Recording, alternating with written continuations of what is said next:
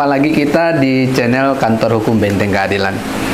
Di hari Sabtu pagi ini biasanya kantor kita itu melakukan internal meeting. Tujuannya apa? Untuk melihat aktivitas selama 1 minggu yang kita lakukan sebelumnya. Jadi kita biasanya membahas tentang apa-apa saja yang sudah kita lakukan, kemudian apa feedbacknya, apa rencana lanjutan ke depan. Jadi hari ini ada spesial case yang akan kita bahas terkait dengan klien kita, Bapak Sugiarto. Bapak Sugiarto ini melaporkan sesuatu hal kejadian yang pada saat itu kita di Kantor Hukum Benteng Keadilan ditunjuk sebagai kuasanya. Sudah hadir bersama kita di sini ada Bapak Mikrot Siregar sebagai ketua tim pada saat melakukan laporan polisi. Selamat pagi Bapak. Ya, selamat pagi Pak Batubara. Iya. Kemudian ada rekan saya, ada Pak Rudi Nasution. Rudi Nasution. Iya, baik. Mudah-mudahan pagi ini kita masih dalam keadaan semangat pastinya, karena dengan semangat itu kita akan bisa menyelesaikan apapun yang ada di depan kita tanpa berpanjang lebar. Boleh Pak Mikrot diceritakan sebenarnya sih apa sih yang kita lakukan pada tanggal 11 September di Polres Deli Serdang? Silakan. Iya, terima kasih Pak Batubara. Pagi ini sangat dan begitu luar biasa. Iya, harapan kita bersama. Iya. Mudah-mudahan ke depan, khususnya dalam menangani perkara-perkara, semangat itu tidak pernah surut. Terima kasih atas pertanyaannya. Sebelum kami menjelaskan terkait dengan perkara yang sedang kami tangani, yaitu laporan polisi di Polres Deli Serdang terkait dengan laporan pasal 266. Ya. Perlu kami sampaikan bahwasanya sebetulnya di dalam pasal 263 sampai dengan pasal 276 KUH pidana, khususnya di bab 12 diatur terkait dengan pemalsuan ini. Secara konteks ada 4 bentuk sebetulnya di sana yang diatur. Iya. Yang pertama yaitu membuat surat palsu. Iya. Yang kedua, perbuatan memalsu surat. Yang ketiga, bentuknya itu adalah menyuruh membuat keterangan palsu. Yang keempat, bentuknya itu adalah percobaan memberikan keterangan palsu. Nah, terkait dengan pertanyaan tadi, fokus kita adalah di pasal 266 KUH pidana terkait dengan menyuruh atau mencoba menyuruh untuk memberikan keterangan palsu. Iya. Nah, ada beberapa elemen di dalam pasal 266 ini, yaitu mencoba memberikan keterangan palsu. Yaitu elemen yang paling substansial di situ adalah elemen akta autentik. Apa itu akta autentik? Akta autentik itu adalah akta yang dibuat oleh orang yang berhak, orang yang memiliki kewenangan karena jabatannya, atau pejabat yang diberikan kewenangan untuk membuat suatu akta. Iya. Nah, substansinya dalam KUH pidana ini adalah yang dicari di situ kebenaran material, bukan formil. Di dalam laporan kami tanggal 11 September 2024 kemarin, tepatnya pada hari Rabu, itu terkait dengan percobaan pemberian keterangan palsu. Mencoba menyuruh memberikan keterangan palsu. Dan elemen yang terpenting di situ adalah tadi, yaitu akta autentik.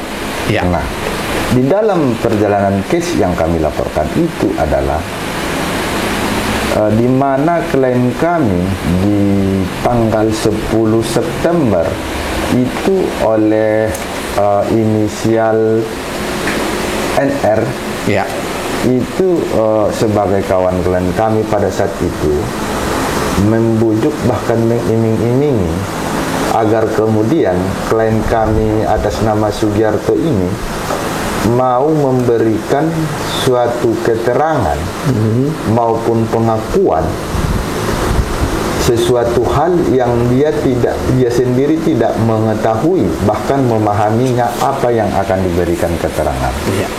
Nah, orang yang mengajak daripada klien kami ini sendiri secara sadar dia tahu, dia paham bahwa klien kami ini Pak Sugiarto tidak mengetahui terkait dengan apa yang akan diberikannya keterangan di Bawaslu pada saat itu. Nah, dengan rasa idealisme bahwasanya klien kami ini adalah memiliki karakter yang karakternya adalah kredibilitasnya itu kita harus akui. Pada saat itu dia tidak mau. Ya. Oleh karenanya, karena dia merasa ini sesuatu yang tidak wajar, di tanggal 10 September itu juga dia datang berkonsultasi, komunikasi dan berkoordinasi sampai kantor hukum Benteng Keadilan terkait dengan apa yang dialaminya pada saat itu. Nah, setelah kami pelajari kasus yang dihadapi Pak Sugiarto ini, kami menyimpulkan bahwasannya saudara NR ini telah memenuhi saudara DR ini telah memenuhi unsur pasal 266. Di mana di situ? Faktanya ialah sebelum klien kami ini diajak untuk mau bergabung memberikan keterangan palsu, si NR ini sudah si DR ini sudah terlebih dahulu membuat laporan atau pengaduan ke Bawaslu. Serdang. Setelah dia membuat laporan, baru kami menduga dia mencari-cari orang yang kira-kira bisa diajak dan diiming-imingi untuk mau bekerja sama dalam hal memberikan keterangan palsu tadi. Di tanggal 10-nya sekitar siang hari itu klien kami diajak ke suatu kafe di Serdang untuk di briefing terkait apa-apa yang akan diberikan keterangan nantinya pada sore hari kesaksian di Bawaslu. Disitulah dia didoktrin, di briefing dia segala macam, dan di situ waktu yang bersamaan beliau juga menolak. Nah, unsur daripada akta autentiknya itu ialah si DR telah terlebih dahulu membuat pengaduan ke pejabat yang berwenang, dalam hal ini kami anggap adalah Bawaslu.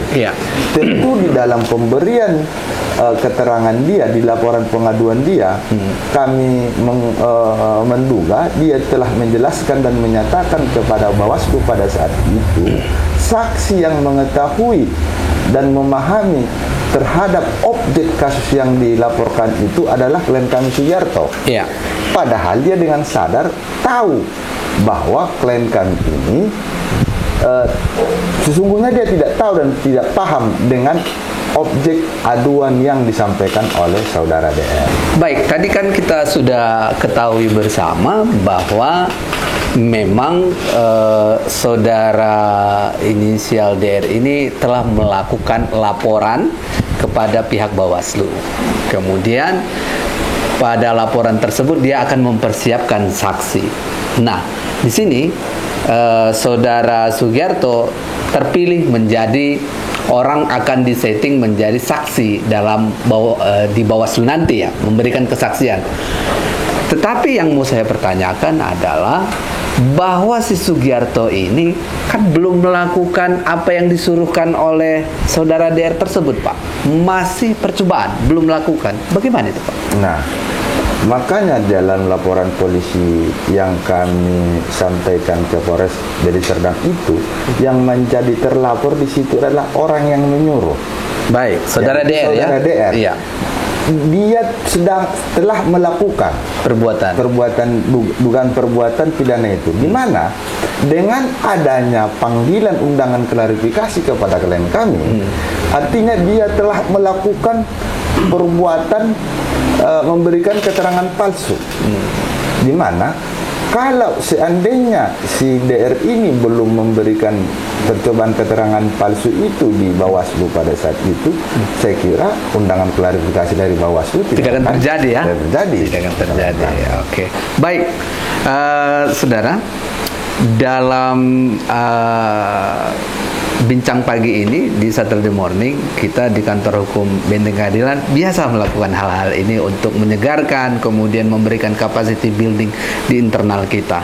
Sebagai conclusion, Pak, sebagai kesimpulan, apa yang bisa kita ambil dari kasus ini, Pak? Silakan. Yang pertama adalah kami menghimbau kepada siapapun orangnya agar kemudian tidak mengutamakan kepentingan pribadi maupun kelompoknya hanya untuk mendapatkan sesuatu hal dengan melanggar hukum atau dengan mengorbankan orang lain. Baik. Apalagi mengingat kondisi sekarang, khususnya di Deli Serdang itu kontestasi politik pemilihan pilkada itu sedang dalam berproses. Artinya jangan ada masyarakat yang mempergunakan atau kepentingan pribadi, apalagi berniat untuk menyudutkan bahkan menjegal salah satu calon yang notabene adalah untuk kepentingan kelompok mereka itu sendiri. Itu harapan kami, karena jangan lupa negara kita ini adalah negara hukum sesuai dengan pasal 1 Undang-Undang 45, tepatnya pada ayat 3 ini. Baik, tadi kan dalam berdasarkan laporan polisi nomor LP-B-849-9-2024 SPKT Polresta Deli Serdang Polda Sumatera Utara ini adalah tentang laporan dugaan tindak pidana sumpah palsu dan keterangan palsu. Bisa nggak dijelaskan ke kita agar kita teredukasi? Kalau ancaman pidananya, Bang, bagaimana itu, Bang? Nah, kalau ancaman pidana terkait dengan percobaan menyuruh memberikan keterangan palsu itu, di pasal 266 itu disebutkan di situ ancaman hukumannya 7 tahun. Akan tetapi yang kita laporkan itu adalah percobaan, maka dia sepertiga dari 7 tahun tersebut. Itu ancaman pidananya. Negara kita adalah negara hukum. Segala sesuatu perbuatan yang melanggar hukum akan ada konsekuensi hukumnya, termasuk percobaan menyuruh memberikan keterangan palsu, diancam dengan pidana 7 tahun penjara. Terima kasih pemirsa kami di channel Kantor Hukum Benteng Keadilan. Demikian dulu bincang-bincang kita di Saturday Morning bersama Kantor Hukum Benteng Keadilan. Nanti kita akan membahas isu-isu yang terjadi di negara kita Republik Indonesia yang tercinta ini. Mudah-mudahan ke depan lebih baik. Wabillahi taufiq wal hidayah. Assalamualaikum warahmatullahi wabarakatuh.